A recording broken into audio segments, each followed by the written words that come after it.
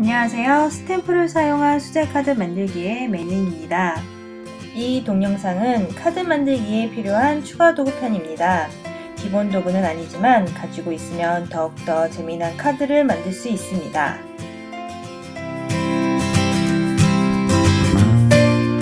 첫 번째로 엠보싱 파우더와 힛건입니다. 이 도구는 파우더를 이용을 하여 원하는 곳에 코팅 또는 광택 또는 입체적인 텍스처를 입히는 것인데요. 우선 필요한 도구는 엠보싱 파우더, 그냥 파우더, 워터마크 스탬프 패드, 힛건입니다. 지금 화면에 보이는 것은 엠보싱 파우더입니다. 엠보싱 파우더는 색상, 광택, 글리터가 있고 없고 등등 아주 다양합니다. 그리고 이것은 워터마크 패드인데요. 잉크패드와 겉 형태는 똑같지만 색상이 없고 손으로 만지면 끈적거립니다. 쉽게 생각을 하면 그냥 패드 위에 물풀을 적셔 놓은 듯하다고 볼 수가 있습니다. 그리고 이것은 힛건인데요. 파우더를 녹이는 데 사용하는 도구입니다. 기본 원리는 우리가 사용하는 헤어드라이어와 비슷한데요. 뜨거운 바람이 나옵니다. 이건 그냥 파우더인데요. 힛 엠보싱을 위한 파우더를 따로 판매하고 있습니다. 하지만 저는 이 베이비 파우더를 사용하는데요. 이유는 가격도 저렴하고 양도 많고 어디든 마트에 가면 쉽게 구매를 할 수 있기 때문에 이 파우더를 사용합니다.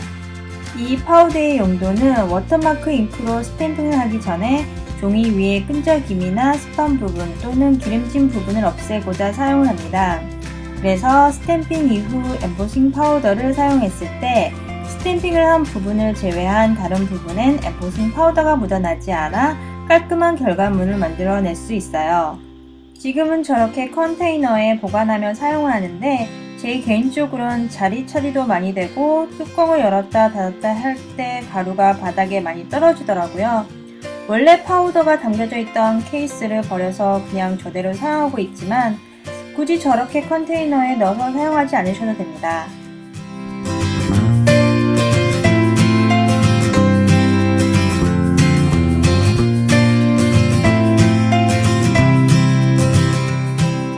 이것은 골드 엠보싱 파우더를 사용하는 모습입니다. 힛건으로 녹이기 전에는 광택이 전혀 나지 않지만 힛건으로 녹였을 때 골드 빛깔의 반짝이거나 또는 광택이 납니다.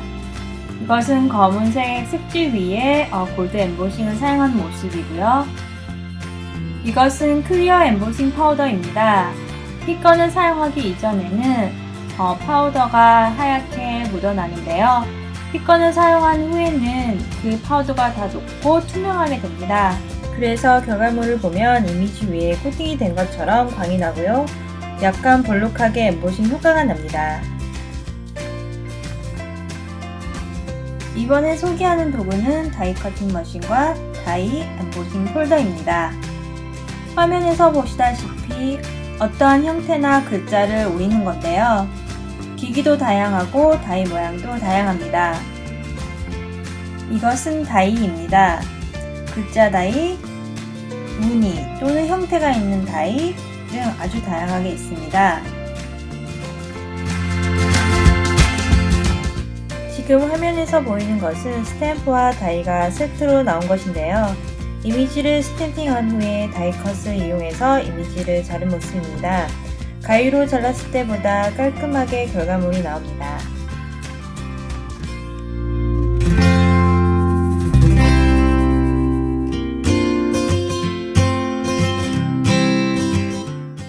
이것은 제가 가지고 있는 다이 커팅 머신과 매트입니다. 다이를 두 매트 사이에 넣고 기계 안으로 넣어 그 압력으로 종이가 잘립니다. 화면에 보이는 건 엠보싱 폴더인데요. 종이를 폴더 사이에 넣고 머신으로 돌리면 사진과 같이 볼록하게 무늬가 새겨집니다. 이렇듯이 다이 커팅 머신이 있으면 두 가지를 할 수 있는데요. 다이 컷과 엠보싱 효과를 내는 겁니다. 종이 재단기와 스코어 보드입니다. 종이 재단기 대신 칼이나 가위가 있으면 충분히 자신이 원하는 사이즈의 종이를 자를 수가 있죠. 하지만 이 재단기를 사용하면 보다 편합니다. 특히 다량의 카드를 제작하시는 분들에게 일일이 종이를 하나하나 자르는 것에 대한 번거로움을 줄여주기 때문에 좋습니다. 저에게는 없어서는 안 되는 필수 도구이지만 카드 만들기를 막 시작하시는 분들에게는 칼이나 가위를 사용하셔도 충분하다고 생각을 합니다. 그래서 이 도구를 필수 도구가 아닌 추가 도구 목록에 넣게 된 거고요. 그 다음은 스코어보드입니다. 스코어보드를 보시면 한 줄 한 줄 홈이 피어 있는데요. 종이를 그냥 접게 되면 종이가 삐뚤게 접히게 되거나 또는 접힐 때 우그러지는 현상이 나타나는데 스코어보드의 접힐 곳에 가이드라인으로 부어주면 보다 깔끔하게 접힐 수 있답니다. 화면에서 보시는 것과 같이요. 이 도구를 기본 도구에 넣지 않은 이유는 스코어보드를 사용하지 않아도 자와 칼 또는 앞이 뾰족한 도구를 사용을 해서 가이드라인을 만들 수 있기 때문입니다. 하지만 가지고 계시면 보다 쉽고 편하게 카드를 만들 수 있겠죠? 그 다음으로 채색 도구인데요. 아주 다양하죠? 수채화 물감, 수채화 색연필, 마커 등등 채색 도구는 자신이 선호하는 아이템을 사용하시면 됩니다. 화면에서 보이는 것은 디스트레스 잉크를 사용해서 배경에 색을 입히는 모습이고요. 이 잉크가 아닌 피그먼트 잉크 또는 다이 잉크를 사용해서 채색도 가능하고 화면에서와 같이 간단한 드로잉도 가능합니다.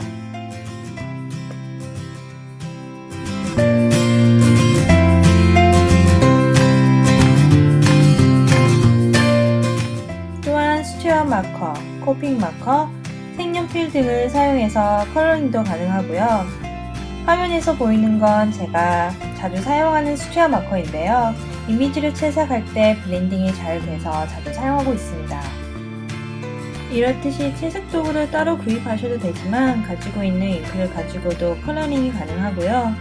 집에 가지고 계신 색연필, 크레용, 파스텔 등등 우리가 쉽게 구할 수 있는 아이템으로도 가능합니다.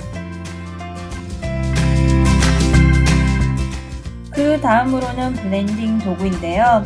화면에서 보듯이 두 가지 모양의 블렌딩 도구를 소개하겠습니다. 실은 많은 블렌딩 툴이 있지만 이 두 가지가 가장 보편적으로 많이 사용됩니다. 하나는 직사각형, 그리고 다른 하나는 원 모양입니다. 그리고 그 옆에 있는 것은 리필입니다. 지금 화면에 보이는 것이 블렌딩 툴을 사용한 모습입니다. 이 도구를 사용해 잉크나 또는 채색 도구를 가지고 블렌딩을 하는 건데요. 화면에서 보이는 도구는 제가 직접 만든 건데요. 저는 적당한 나무 블럭에 찍찍이를 붙여서 리필만 구입해서 사용하고 있습니다. 저처럼 이렇게 리필만 구매하셔서 사용하셔도 되지만 블렌딩 테크닉이 익숙치 않은 분들에게는 블렌딩 툴을 구매하셔서 사용하는 걸 추천합니다.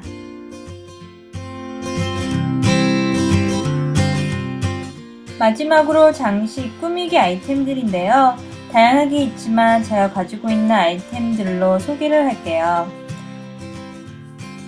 이것은 시퀀스 또는 스팽글이라고 하는데요. 다양하게 많이 쓰이고 쉽게 사용할 수 있는 꾸미기 도구가 아닌가 싶어요. 색상, 모양, 광택 등 아주 다양합니다.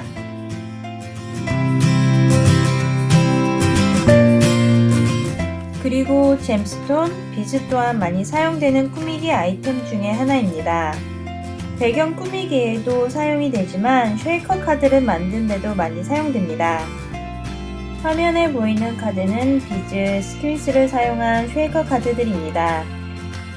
이렇듯이 이 아이템들을 가지고 계시면 꾸미기용으로도 많이 쓰이고 재미난 쉐이커 카드들을 만드는 데도 사용되기 때문에 추천하는 꾸미기 아이템입니다. 그리고 제가 마지막으로 추천하는 아이템인데요. 카드 만들기의 마지막 단계에 많이 쓰이는 아이템입니다. 쉽게 말해서 반짝이가 들어있는 브러쉬인데요. 이미지 위에 칠해주면 화면에서 보이는 것과 같이 빛을 받으면 반짝반짝거립니다.